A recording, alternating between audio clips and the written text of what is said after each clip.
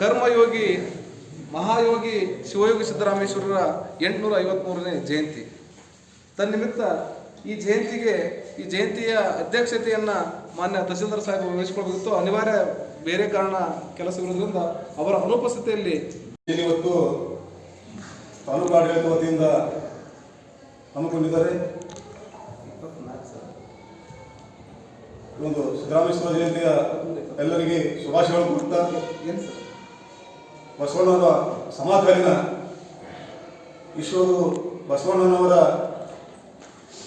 ಅಂದಿನ ಬಸವಣ್ಣವರ ವಿಚಾರಧಾರೆಗಳಿಗೆ ಒಳಗೊಂಡು ಅಲ್ಲಮ ಪ್ರಭುಗಳ ಆದೇಶದಂತೆ ಶಿವಯೋಗಿ ಸಿದ್ದರಾಮೇಶ್ವರರು ಕಲ್ಯಾಣದ 2ನೇ ಪೀಠಾಧ್ಯಕ್ಷರಾಗಿ, ಅಲ್ಲಮ ಪ್ರಭುಗಳ ನಂತರ ಅವರು 2ನೇ ಪೀಠಾಧ್ಯಕ್ಷರಾಗಿ ಕಾರ್ಯವನ್ನು ನಿರ್ವಹಿಸಿರ್ತಕ್ಕಂಥವರು.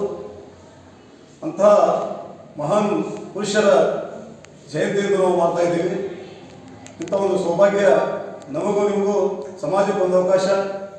ಏನು ಈ ಕಾರ್ಯಕ್ರಮ ಬಸವೇಶ್ವರನ ನನ್ನ ಮನದಲ್ಲಿ ನೆನೆಯುತ್ತಾ, ಕರ್ಮಯೋಗಿ ಕಾಯಕಯೋಗಿ ಶಿವಯೋಗಿ ಸಿದ್ದರಾಮೇಶ್ವರನ ನನ್ನ ಮನದಲ್ಲಿ ನೆನೆಯುತ್ತಾ,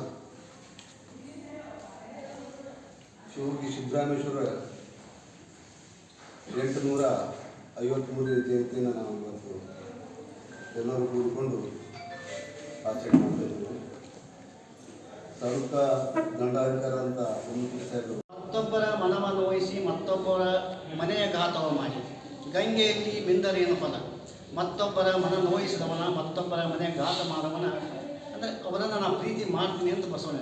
ಯಾರಿಗೆ ಸಮಾಜವನ್ನು ದ್ವೇಷ ಮಾಡಲ್ಲ, ಯಾರಿಗೆ ಸಮಾಜವನ್ನು ಪ್ರೀತಿ ಮಾಡ್ತಾರೆ ಅಂಥವರನ್ನು ನಾನು ಪ್ರೀತಿಸ್ತೀನಿ ಅಂತ ಎಂದು ಚನ್ನಮಲ್ಲಿಕಾರ್ಜುನಲ್ಲಿ ಪ್ರಾರ್ಥನೆ ಮಾಡ್ತಾರೆ.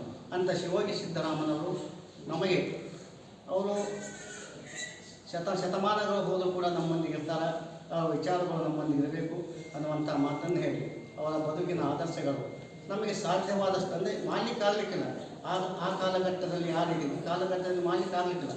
ಅವರ ವಿಚಾರಗಳ ಬದುಕಿನಲ್ಲಿ ಒಂದು ಅಂಶವಾದರೂ ನಾವು ಅಳವಡಿಸಿಕೊಂಡರೆ ನಮ್ಮ ಬದುಕು ಪಾವನವಾಗತ್ತೆ, ಸಾರ್ಥಕವಾಗತ್ತೆ ಅನ್ನೋ ಮಾತನ್ನು ಹೇಳಿ ಮತ್ತೊಮ್ಮೆ